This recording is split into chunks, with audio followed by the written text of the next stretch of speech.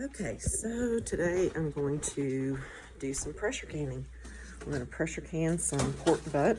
I was lucky enough to find it on sale for 98 cents a pound for a 2-pack. And I got a 2-pack, which was 13.86 pounds, and it was only like $13. So we're going to can up some pork butt, and I'll take you along for the ride.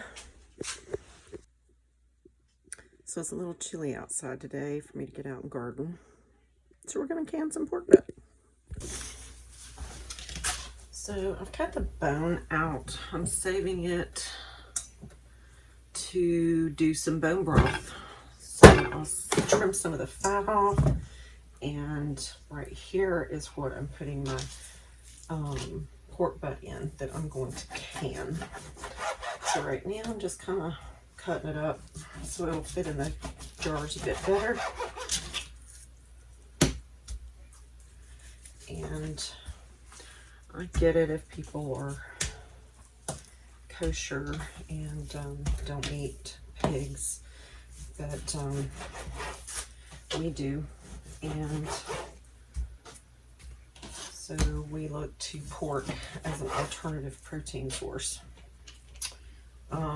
Pork butt is kind of fatty, so you trim as much of the top fat off, and then probably, if I have enough fat, I'll probably render the lard later. Right now I'm just cutting it up so we can put it in jars and put it in the pressure canner.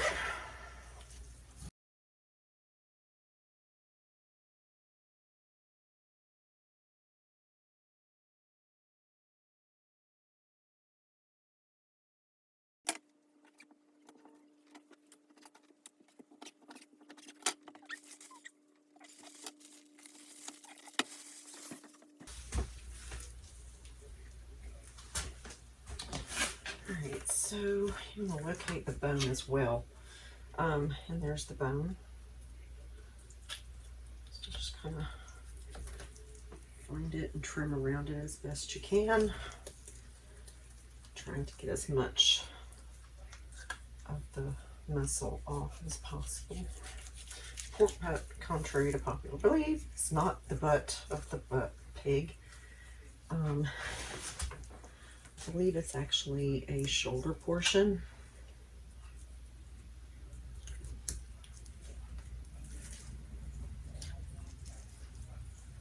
Not sure why it's called a pork butt, but oh well.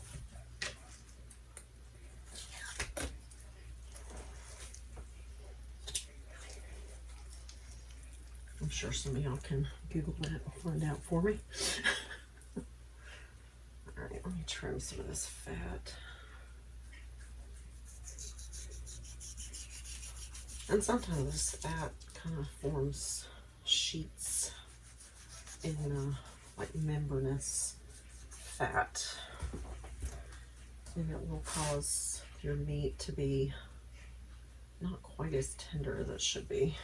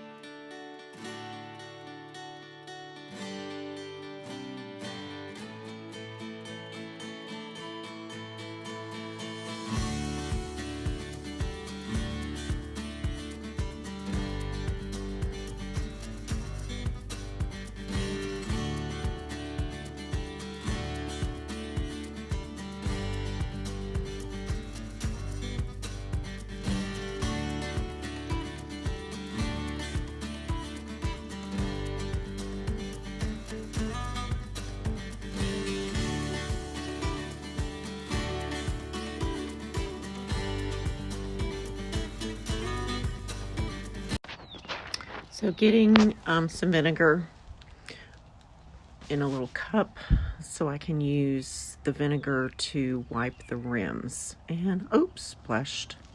Oh well. We'll just clean that up a little bit and wipe it up and move on.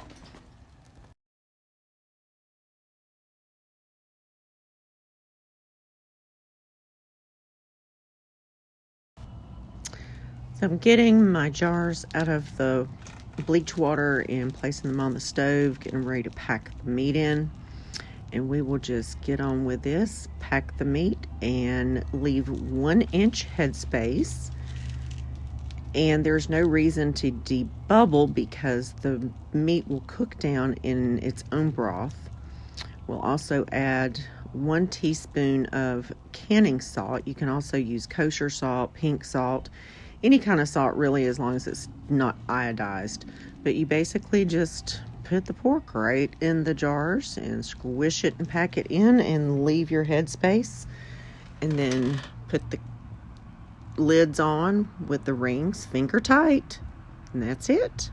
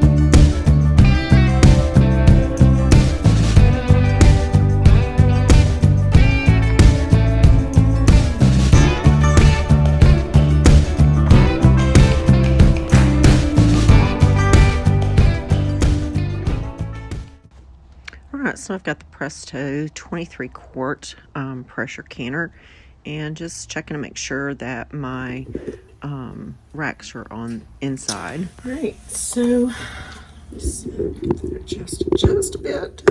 Try not to show you my messy pantry. Okay.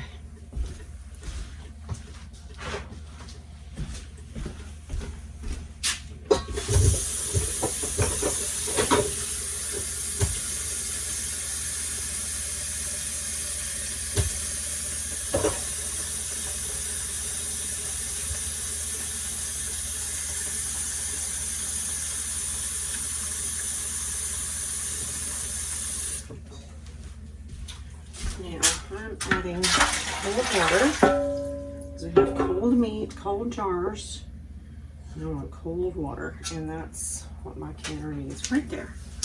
So what we do at this point is we just place them right in there on the rack. Make sure you have your rack on the bottom of your pan, and these are just being placed right in here on the rack. And I'm going to put my, since I have plenty of room, back and put the rest of these up here. And then check this. You have the little, I don't know what that's called. It's the vent hole. I'm going to make sure, hold it up to the light. Make sure you can see light through it. And make sure that your little rubber stopper is in there. Make sure that this moves up and down. And if you haven't greased your seal in a while, and it's been a while since I used mine, plus it's got cake glitter all over it, so just give it a little round. I like using avocado oil. Now, if you have an all-American canner, you don't have to worry about this, because you won't have a seal. Your actual sealant is what you use, either Vaseline or oil, but I'm sorry, I just can't I can't justify the cost of an all-American canner right now. So I use my trusty Presto 23 quart, which does just fine. And then we're going to close it, and we're going to turn it on high heat and let that come up to a boil. And then once it starts steaming and venting, I'll come back and we'll go to that cycle. All right, so you see, got a pretty steady stream going there. It should pop up here pretty soon. Give it just a few seconds.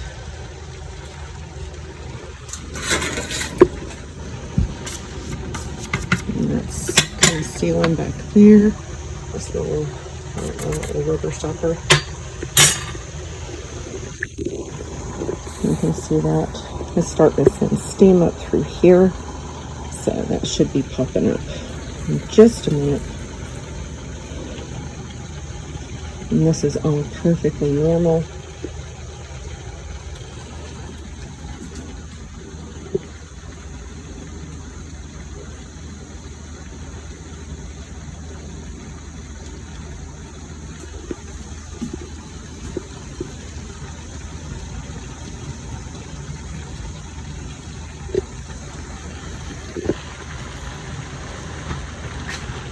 I have my regulator handy. This is just the one that came with the pressure canner.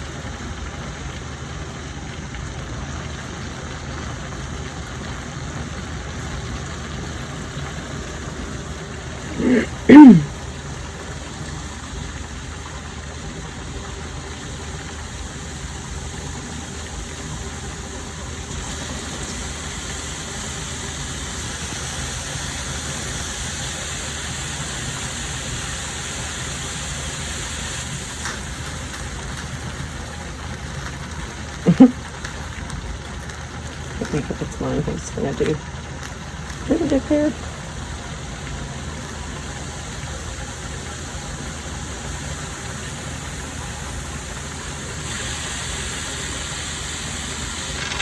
And there it goes. And we just add this onto there.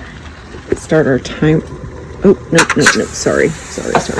We gotta start our timer for 10 minutes. And then let it vent for 10 minutes. Okay, so we've been venting for almost 10 minutes.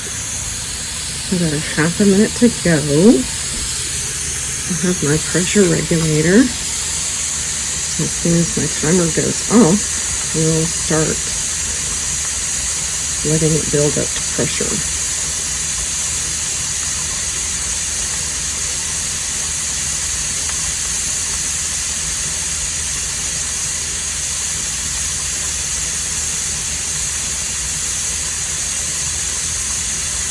Okay, so I'm going to place the regulator and then stop my timer, and then we're going to watch this dial as it increases in pressure.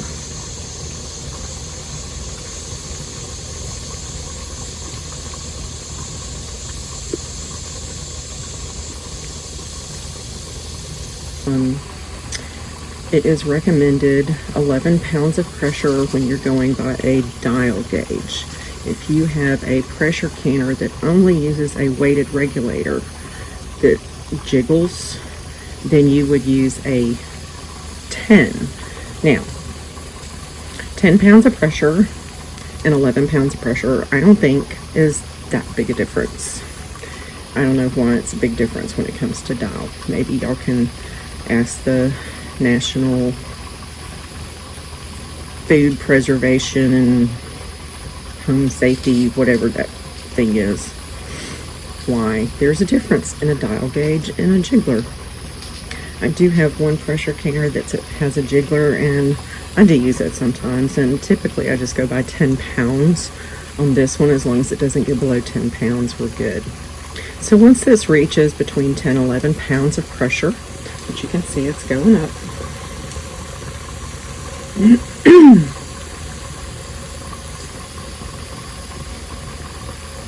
and I will start my timer for the 75 minutes that's recommended for pint jars.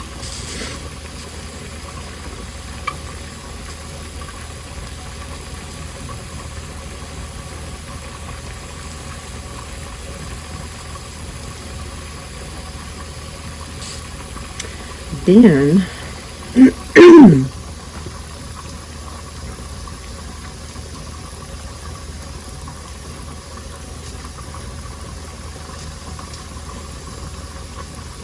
we're almost there.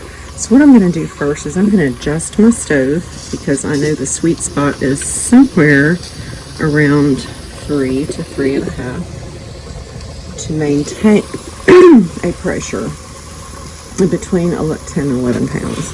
But now I'm going to set my timer for 75 minutes or an hour and 15 minutes. And that is for 10, 11 pounds of pressure for an hour and 15 minutes at my altitude. And we'll let that go. And I'll be back and check it in just a few minutes. Make sure it's maintaining pressure. You should not leave your pressure canner at any time during the cycle. Alright, so time is up. So I'm going to stop the timer. And of course my pressure gone way up. I never could get it adjusted. So we're going to just turn this off and let it sit and let it come down to 0. And it doesn't hurt for the pressure to go above what's recommended. It's just recommended at 10 to 11 pounds at my elevation. So we'll be back as soon as it reaches back to 0. Alright, we are down to 0. So it's time to remove this.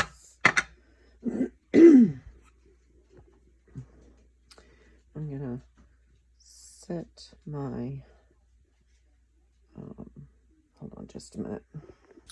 Alright, so I've removed my weight, and so I'm going to show you how to appropriately open this. Now, I always grab a towel just for extra precautionary reasons, but you're going to turn it to the left and always lift the lid away from you, because what you're going to find is that steam is really super hot.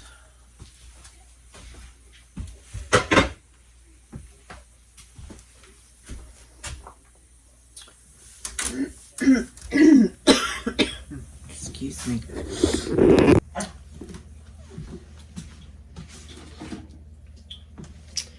Alright, so I've given it just a few minutes while I went and gathered eggs, so I'm going to use my lifters and carefully raise these up, raise them straight out, and place them into my towels. These are actually flamingo drying cloths or drying mats. But you don't want to change temperature too fast, otherwise it will tend to siphon. So I want to make sure that we've had a little siphoning, not too bad. And it's important too when you lift these up that you lift them straight up out of the water. You also want to make sure that the rounded area of the jar lifter is around the glass rim, not around the band. All right. This is looking good.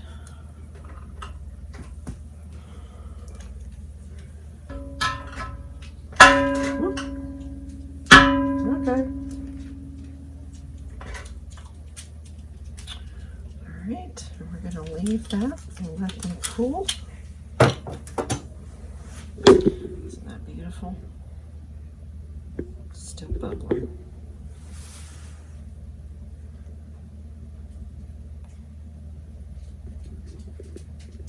Right, there they are. Turn it this way. You can see them already. They're still bubbling. And oh, there went one. It's kind of funny, they're still boiling really, but it's cooling down enough that it is drawing out the air from the inside, which is amazing. So pretty, and it smells so good in here. Isn't that pretty? Anyway, that's it, guys.